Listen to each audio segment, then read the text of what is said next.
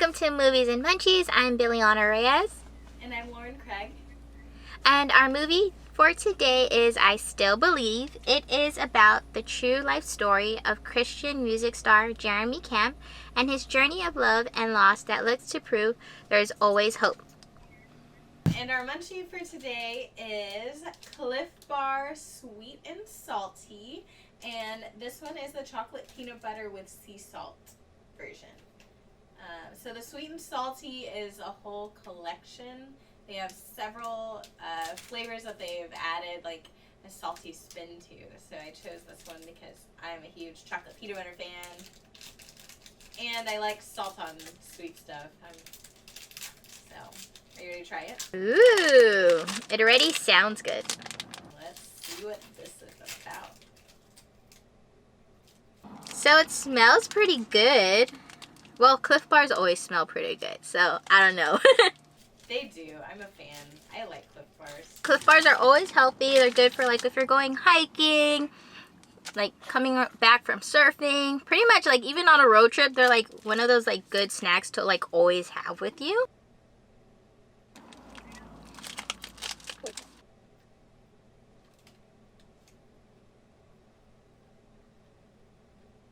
I like these.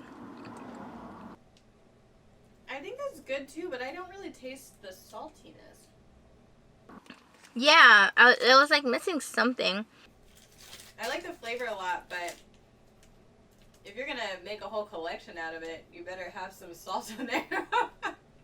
False advertisement. I like this. I am gonna score this a 3. Just because the salt's not there, but it's still pretty good. That's exactly what I would rate it to, a 3, because I like the flavor. If it was just chocolate peanut butter, the rating would be higher, but since it's supposed to be sweet and salty, I'm going to knock it a few points for not having the saltiness. But it does have good flavor, and I like the texture of it. So, 3. So, what did you think about this true story movie? I enjoyed watching it. It was, for me, a little bit corny and a little slow. But at the end, I was in my feels. So, I don't know. It was kind of just okay. But I like that it was a true story. I'm with you. I like KJ Apa. He's the main actor of this movie, and I liked him because he's like New Zealander, Samoan, and representing Pacific Islanders. But I did not really like this movie. Like you said, it was very corny, but I do respect that it was a true story, and they're still broadcasting Melissa's story. But yeah, it was pretty corny. My first question I have for you is, have you ever had someone in your life affected by cancer? I know this is a pretty tough one. The closest person to me was my dad's best friend. He had cancer for several years. He was a very strong man of God. It was just a long battle. He was affected very heavily, got very sick, and then he recovered, and then he got sick again. And he ended up passing away a few years ago from cancer. It was really hard for his family and me and my family because my family has grown up with their family as long as I can remember. I remember going to their house. He was like a second dad or an uncle to me. So it was very, very, very hard watching him go through that. But his faith, like Melissa, his faith never wavered, was always a very strong Christian, giving glory to God and everything. I think any cancer story is pretty sad. My grandma had breast cancer, and that was really scary because my mom and her sisters went with her throughout the whole journey. When we were on Guam, they diagnosed her, and then we had to fly out to LA. I think it was 2000s. And I just kind of saw how she just kept withering, and that scared me, but it also made me appreciate how short life is. I mean, she was still pretty old, but she's your grandma, and well, she's my grandma, and you just feel so much love for them. So when they knew she was, I guess gonna pass away, they brought her back home, and And then they ended up like we had to like stay around her and like watch her and kind of wait for her to pass. But it's crazy because like I don't remember quite well, but I think she had it and then it like went away and then she got it again. So it was like I can imagine it was very hard for her to be like, oh, I'm cancer free, and then like, oh, I have it again. It affected our family like a lot. Like we used to have like a lot of fiestas when she was around, but then like after she passed away it wasn't as many parties. So now it's a lot better, but like during that like time of like grieving and like her passing, like we kind of like all like split apart, but now we're like a lot closer. Okay, so my first question for you is, what do you think about movies that are based on true stories deviating from the actual events? For example, according to the article I read online, she did go into remission, but, you know, like in the movie it said, your cancer's gone, it's completely gone, it's not there anymore. In the article it said she went into remission and she was getting a lot better, but it didn't say it was completely gone. So what do you think about whenever movies based on true events kind of deviate from the storyline like that? I guess 50-50. Like as long as you're within the story guidelines of like whoever's story you're telling or making it based off of, then like the critical moments need to be in there. But if it's like something really small that detours it, then that's fine. But again, if it is a documentary, then I want to like know everything to like the precise T. But since it's just based off of it, then not really.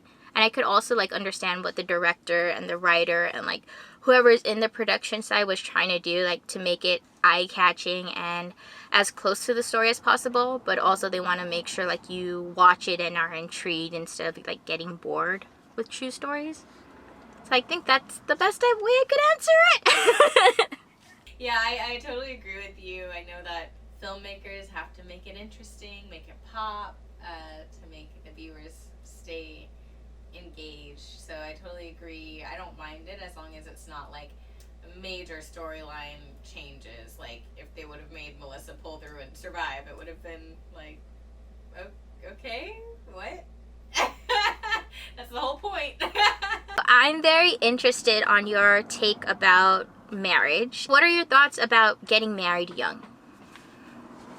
Getting married young, definitely not for me. I still like think about my 20-year-old self, and I definitely am so different than I was at 20. I was not as mature. I was not completely okay with my personality and who I am today. So I definitely needed more time to figure out how to love myself fully and know who I am before committing myself to another person.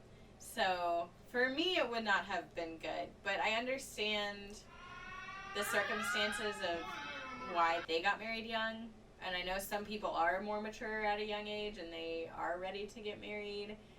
If it was my kids, I don't know. I guess it just depends on the person. Like everyone can figure out what's right for them, but it definitely would not have been a good idea for 20-year-old Lauren to be married. I don't think she would have remained married. A little fun fact, I am married young. I got married when I was 18, but this is like, there's like a lot of circumstances that led up to this. Like I was in the military, I was gonna travel, Jody was still back home, and we kind of like agreed like, hey, if we're gonna be in each other's life, like why not just do it now and then figure it out? And that's what we did. And it was like pretty rough because like with the military I kept traveling. Like I got deployed like our first year of marriage. Like I was barely home. Like we had to move from Guam to like Tennessee. Like it was just a whole lot of like adapting to the US, and then I had to adapt from the US to Afghanistan. So like our first and second year of marriage, it was like very rocky. Like we didn't know what we were doing, who we are. But then now that I think about it, like I wouldn't have done it with anybody else. Like we knew that like if we were gonna do this marriage, like it was either 100% or like at least we tried. Like worst case scenario, like we end up like with mutual feelings and like, hey, like it didn't work out, but at least we tried. So that was our like mentality going in, and then like 11 years later we're up to here. So I think it went pretty good.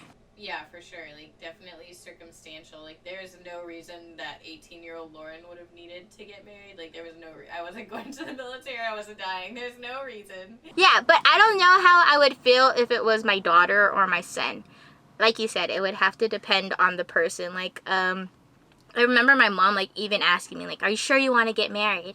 And then, like, she started to, like, know Jody more and, like, see, like, how he was raised and, like, how his, like, thoughts were and, like, his intentions. And then she, like, just fell in love with him. So, yeah, definitely, it matters how the other person is to, like, kind of be on board or, like, to be, like, very hesitant with their marriage. Yeah, I just wouldn't have, I wasn't fully myself back then like I am now. Now it's like, take it or leave it. Don't really care your opinion. I would agree with you. Like, 18-year-old Billie is definitely different from 28-year-old Billie. So, like, I don't know. Like, I still wouldn't change it. Like, I am so happy, like, with all the arguments and, like, all the memories we've made so far that it's like, like, but all the memories, like, outweigh the bad stuff and all the adventures and, like, things we got to do together. So, like, having a person to do that with outweighs me, like, trying to figure out who I am. Because now I'm, like, 100% me, and, like, he's kind of has to deal with it for the rest of our lives. Too late, buddy. 11 years too late. Like, he saw all my crazy.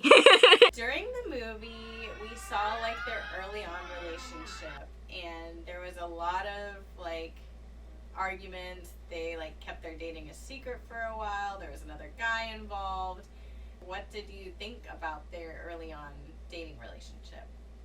I thought it was very unhealthy, especially for a beginning of a relationship. Like, to have all that secrecy and not be 100% you. But I also understand, like, they didn't want to hurt, like, this guy that's giving Jeremy this opportunity to, like, learn from him. But I feel like even though, like, it's a hard pill to swallow, they should have, like, just came out and be like, hey, like, she should have been like, I don't have feelings for you. And Jeremy should have been like, hey, like, I appreciate everything you're doing for me, but, like, I'm developing feelings for her.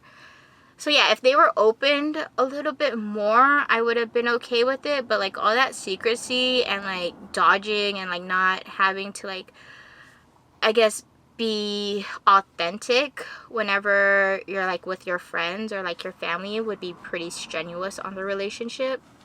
Yeah, I agree. She was more the one, like, trying to keep the secret from that guy because they were, like, good friends. I feel like she was putting the other guy, Jean-Luc, I feel like she was putting his feelings above Jeremy's feelings, and that caused a lot of issues in their relationship. So, and then she was just, like, I feel like she was just always mad at the guy at the beginning. There was always something wrong. And so, I, like, watching this at the beginning of the movie, I did not like this girl. Like, I was like, I'm not a fan of this. Like, they're not painting her out to be very pleasant of a person. And I think that also affected me on the movie because when you don't like the main characters, you're not rooting for them. It's like, yeah, it's hard to watch. It makes it really hard to keep watching the movie because it's like, well, I don't even like these people. Why am I going to sit here for 2 hours and watch this? Yeah, that was, I was not a fan of their dating relationship, but she did grow on me. Their relationship did grow on me towards the end, but I wasn't a fan of the early on. Yeah, I'm with you on that. Like, she was pretty harsh throughout the first half of the movie. But then, like, after she was more vulnerable, she was able to, like, be herself around, like, him and her good friend. Then it was, like, kind of like, okay, like, I could kind of like you. Kinda. The million-dollar question is, do you believe in miracles, or do you think miracles exist? I do believe in miracles. I'm a Christian. I believe in God, and I believe that God is in control of everything. He can make anything happen. So I totally believe in miracles. What about you? Yes, I 100% believe in miracles. I mean, we still haven't like explored the whole galaxy, the whole world. Like there's still a lot of mystery within the world we're in right now.